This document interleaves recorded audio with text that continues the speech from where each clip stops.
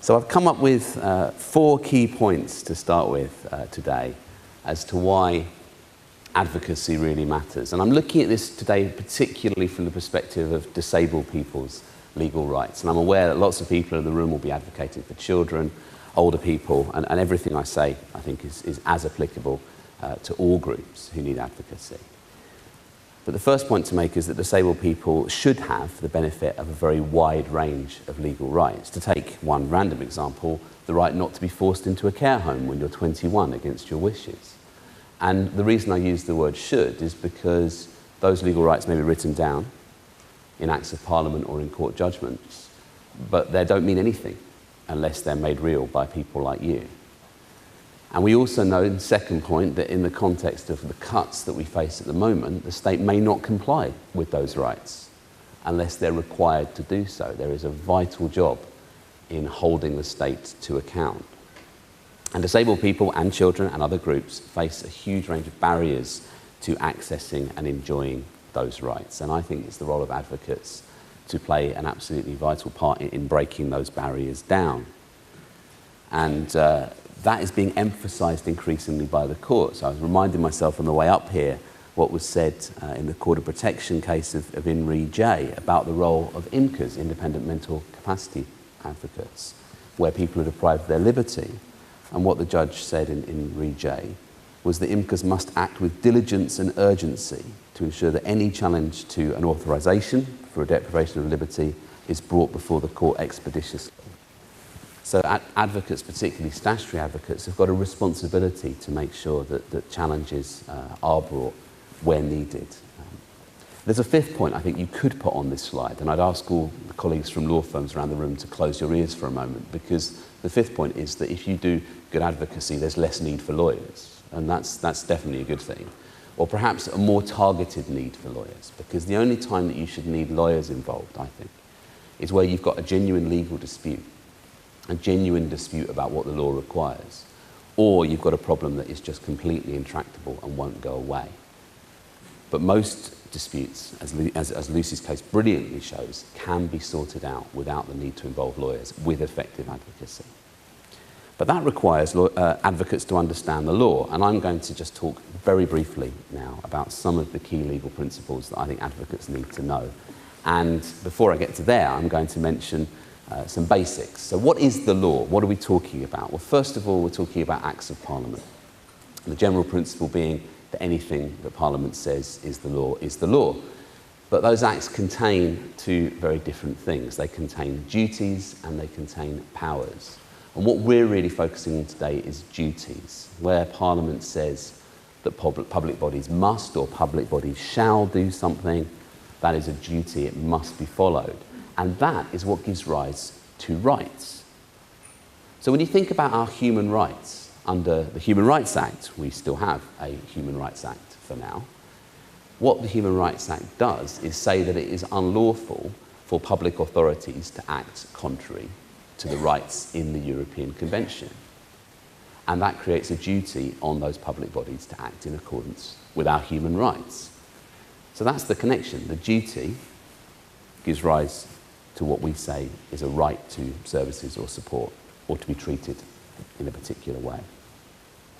So that's acts of Parliament, the law of the land. We then have underneath acts, regulations, rules, directions, orders, secondary legislation, which is law. So for example, the care and support eligibility criteria regulations from last year, they create a national eligibility threshold for adult social care. That's the law. It's not up to local authorities anymore to decide whether people should be eligible for social care. It's been set out in legislation and it must be followed. We then have case law, judgments of the courts, which explain what the legislation means and requires, and also set out the common law principles. And when I talk to rooms like this about the common law, I'm really concerned that I may be speaking Martian, because it's not something that people are generally aware of or generally informed about. But increasingly, the common law is taking on importance in terms of understanding what our fundamental rights are. So I was asked in a group of parents of disabled children once, where does it say in the Children and Families Act that families have to be treated fairly. And of course it doesn't, because the common law requires all decisions by public bodies to be fair at all times. So understanding what those core common law rights are is critical, I think, for advocates to do the best possible job for their clients. And so the precedents, the judgments of the court, tell us what those rights involve. And then finally we have guidance. Now guidance isn't law, and that's a message I would really want to leave people with today. Everything up to and including statutory codes of practice is only guidance, and it can be departed from if there's good reason to do so. And what you're looking for as advocates, I think, is to understand when the guidance reflects the law and describes people's legal rights, because that's when it has to be followed. Otherwise, you need to treat guidance with caution, because public bodies may be able to depart from it. So how do we enforce rights? What's the way in which rights ultimately get enforced? And the answer to that question is judicial review. Judicial review is the process by which the High Court reviews the lawfulness of decisions or policies from public bodies. And the focus generally is on the process. Has the public body adopted a fair and proper process in reaching decisions about a package of care or entitlement to services, whatever it may be. But decisions can also be unlawful in substance, particularly where they breach people's rights, or if they're an unreasonable decision that no reasonable body would make, or in certain situations where they're disproportionate, where they don't strike a fair balance between the individual's rights and the wider interest. Now, usually if you bring a judicial review claim, what you're going to get is a quashing order. You're going to get relief from the court, which makes the public body go back and think again. But in some situations, the court will make a mandatory order. It will require the public body to do things differently in order to comply with people's rights. How do you fund a judicial review? Because to go to the High Court is going to cost tens of thousands of pounds. Well, legal aid is still available. We still have a legal aid system in this country, as well as a Human Rights Act, although it's been badly dented. But judicial review is still fully within scope. You can always get funding in principle for judicial review, subject to tests of means, in terms of how much money the person has, and tests of merits, how strong the case is. And so what you need to do, I think, as advocates, is work with specialist lawyers in your area who are going to be able to access legal aid and work the system effectively for your clients. And that's something I'll talk about in more detail in the workshop session I'm running later. So that's just a few words by way of introduction. What about some key sources of rights? Now, because I'm aware that people in this room cover a huge range of different types of advocacy, and in passing, isn't it about time we had a general duty to appoint an advocate for anyone in contact with health and social care services who needs support, rather than these incredibly niche entitlements that we've got at the moment? But while we have those niche entitlements, people's focus is on very different issues: the Mental Capacity Act, the Mental Health Act, the leave in care legislation, whatever it might be. So I wanted to talk about some themes that hopefully will be relevant to everyone. And the first of those themes, of course, is human rights. And what the Human Rights Act does is it makes the European Convention on Human Rights part of our law. And under Section 6, public authorities must act in accordance with the rights that are set out in the European Convention. And for the purposes of advocacy for disabled people, I think the three key rights are Article 3, which is the right to be free from inhuman and degrading treatment; Article 8, which is the right to respect for family and private life, and that includes the notion of your physical and psychological integrity, your mental and physical well-being; and finally Article 14, which protects people from being discriminated against in the way that they enjoy those rights. And when you think about situations like Lucy explained, where a young disabled person is being threatened with being forced into a care home, that potentially infringes all those rights. It potentially is inhuman and degrading treatment. It's certainly an interference with the right to respect for family life and to the person's private life, their physical, their psychological integrity. And it may well be discriminatory, depending on how other groups are being treated. So there's immediately human rights issues raised in those kinds of cases, and many others that I hope you will be coming to mind as I talk about these issues. So let me just say a little bit more about Article 8, which is probably the key right for disabled people and for their advocates in the European Convention. It's very often thought of as a right to privacy, and a lot of the big judgments have been about celebrities trying to avoid press intrusion into their lives. But Article 8 goes well beyond that, and as I say, covers people's physical and psychological integrity, and also, very interestingly, your ability to function socially, the things that you need as a human being to take a full part in society. And there are positive obligations on the state to ensure that these rights are realised. So the state doesn't just have to refrain from interfering with those rights, it may also have to actually do something to ensure that people's Article 8 rights are made real. Now, generally speaking, the Care Act, the Children Act, the other social welfare statutes are the way in which the state has complied with that positive obligation. So by doing the things that our domestic law requires, the state bodies are going to comply with people's human rights. But in certain cases, that may not be enough. And in many cases, a failure to do what the domestic law requires will result in a human rights breach. And the question is always going to be, where is the bar set?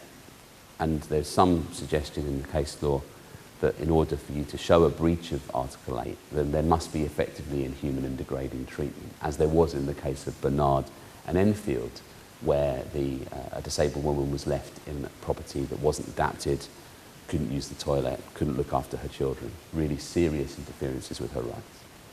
And there are clearly limits to Article 8, and we found some of those limits in Elaine MacDonald's case. Elaine MacDonald was a former was a former prima ballerina of the Royal Scottish Ballet. So she's not the sort of woman who's used to being messed around. I think that's relevant. And she became elderly and frail and needed help in the night to use the toilet. But she was not incontinent. And her local authority, the Royal Borough of Kensington and Chelsea, initially funded that help, but in the end decided that that was too expensive and that they would instead provide Elaine with incontinence pads, leaving her in her urine and arguably her faeces at night.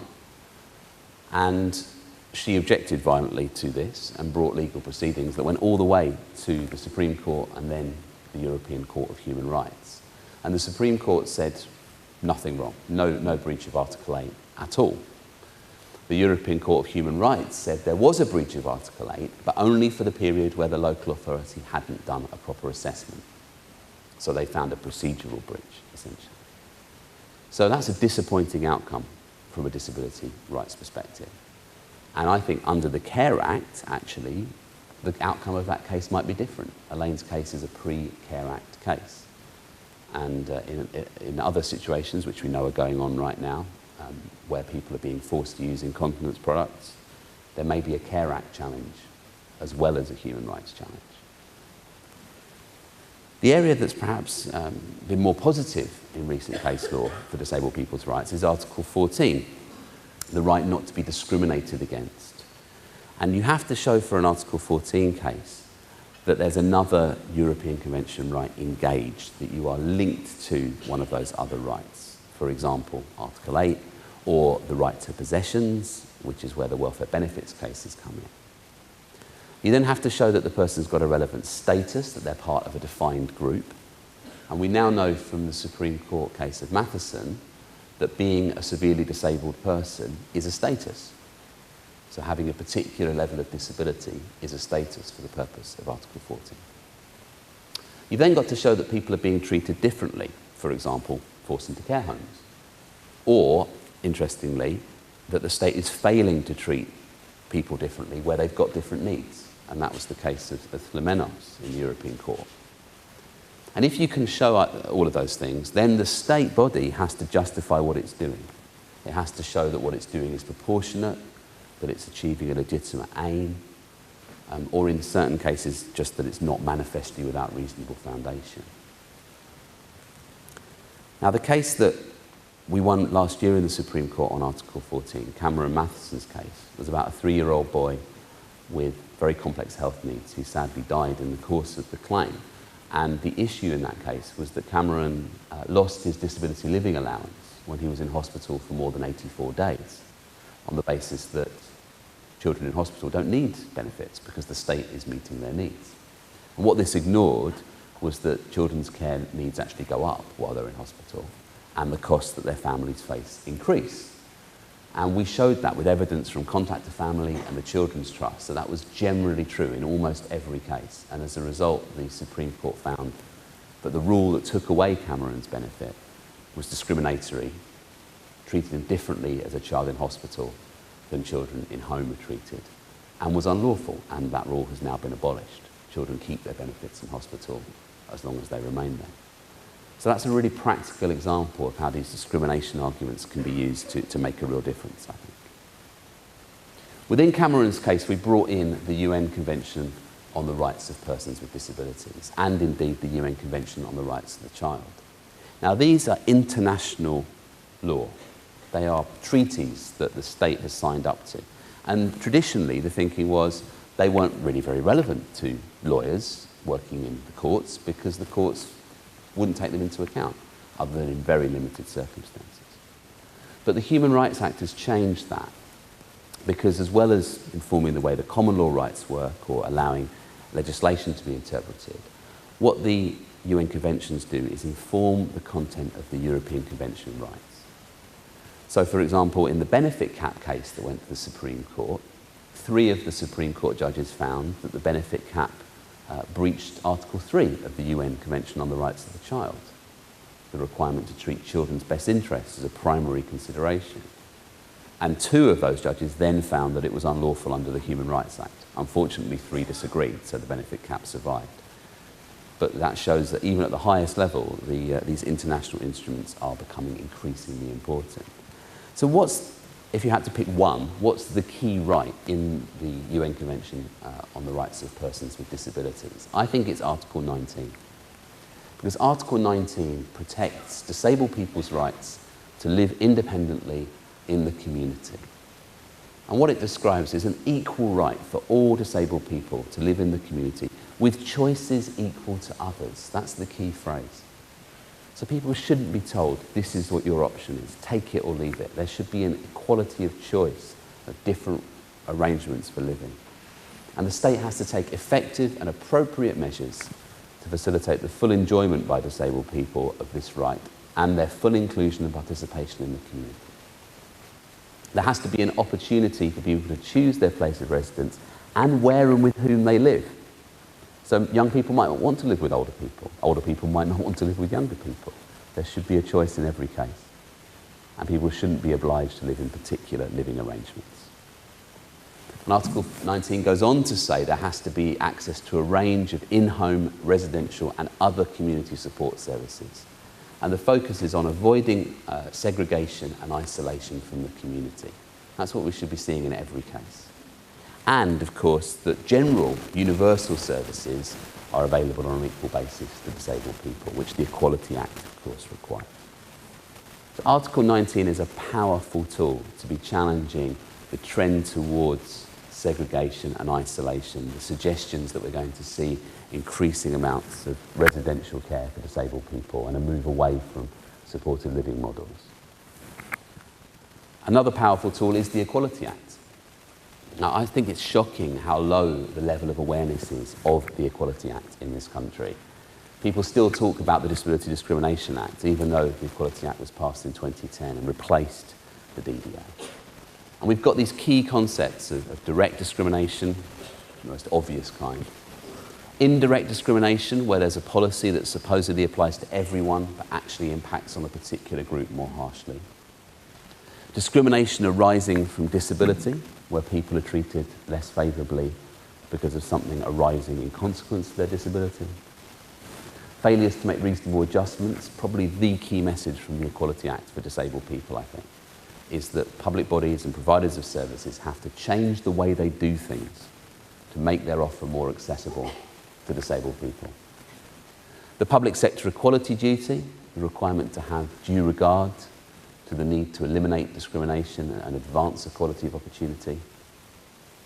And in terms of your remedies, when you're talking to clients, judicial review is always there as a way of challenging discrimination. But if there's a right of appeal to a tribunal, for example, in education cases, that will be the way to go, or potentially a claim in the county court. And discrimination claims are also in scope for legal aid, so we should be seeing a lot more of them, in my view.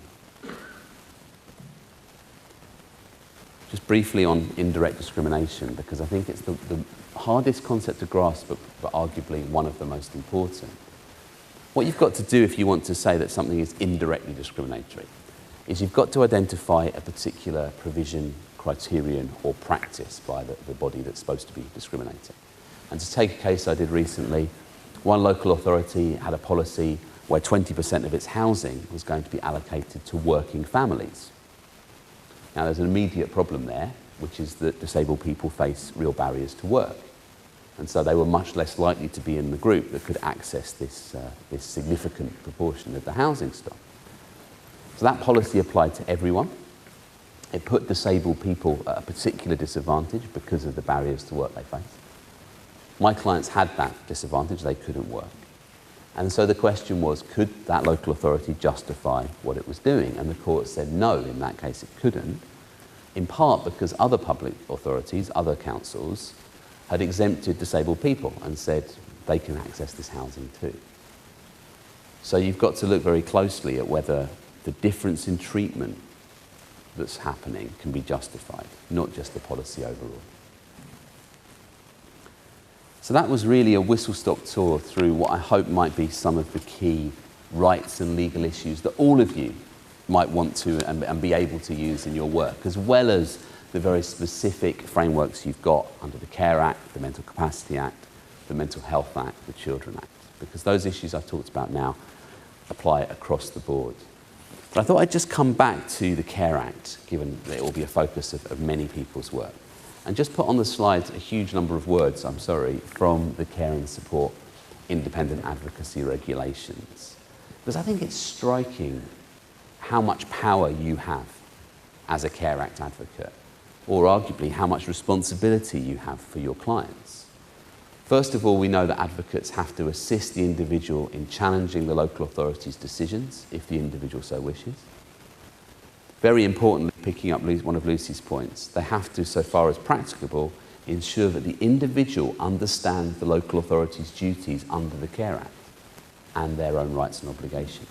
So as advocates, as Care Act advocates, you have a duty to make sure that your clients know the law. Now that means you've got to know the law, and you've then got to be able to explain it to your clients. It's quite a challenging requirement, but it's there in the legislation. You've also then got to make representations on behalf of the individual, and very interestingly, I think, under Regulation 5.8, where your client lacks capacity to challenge a decision, the advocate must challenge it. It's a duty if you believe, if you consider that it's inconsistent with, very specifically, the well-being duty under Section 1. So not if you consider that it's unlawful in any other way, but if you think that Section 1, the well-being principle, has been breached, you have a duty, a specific duty to bring a challenge. What does challenge mean? It's not defined as far as I know. But it certainly could include a legal challenge. Making sure that people's legal rights are respected, to me, seems to be exactly within the scope of the regulation. So with that in mind, I'm going to ask the whole room a question, and I'm very happy to discuss this when we have the question session. Why have there only been 2 cases, I think, under the Care Act? Is that because in every other case people's well-being rights are being respected? I'm sure that's not the case. So let's talk perhaps in the questions, but also in the workshop session, about the barriers to your clients ensuring that their rights are respected and accessing the courts if they need to do so. Something very much struck me as we were opening up today. I don't think it's advocates' job to make cuts work. I think your job is to stand up for people's fundamental rights. And if that means saying to local authorities and clinical commissioning groups, no, you cannot do that, then for me that's a key role for the advocates to play. So in the workshop session, I did want to look in much more detail at what the practical issues and barriers might be to try and help get through some of them. Looking at the requirements, what independence really means in practice from public authorities. How do you spot a potential rights violation under the specific legislation or under the Human Rights Act, for example? What's the right remedy? The last thing I want to encourage is everyone to go rushing off to the High Court straight away. Judicial review is for the most urgent and serious cases. What do you do in other cases? Are the complaints processes effective in your view? The requirement to act quickly. I've never known a disabled person get legal advice too early, but I've known lots get it too late. Because good advice may well be, don't go to court yet, there's more that can be done. But if you wait and wait and wait, it may be that when the lawyers finally do get involved, the window of opportunity has got very narrow and there's much less that we can do. So if you've got to act quickly, and of course there's a time limit for judicial review as well, how do you make links with lawyers? How do you ensure that there are referral mechanisms so that legal cases can be brought where they need to? Who's going to be the litigation friend? Very hot topic in the Court of Protection, but generally an issue as well, because a person who lacks capacity can't bring their own judicial review. The thorny issue of legal aid, and perhaps what we do when you can't get legal aid, because there are options available, and any other concerns you have. That will be the menu for my workshop session, and I'm very happy to take questions, broad questions on those points now. But I just wanted to end by picking up what Nigel said at the beginning, that advocacy is about justice. It's about ensuring that people do get the rights that they're entitled to, and that advocates therefore must not tolerate breaches of fundamental rights. And on the second point on the slide, how do you spot a potential rights violation? So I'm going to echo what Lucy said. Be your client's hero, stand up for their rights, and use some of the powers that you're being given as advocates to make sure that we don't stand by and let breaches of fundamental rights go unanswered. Thank you all very much.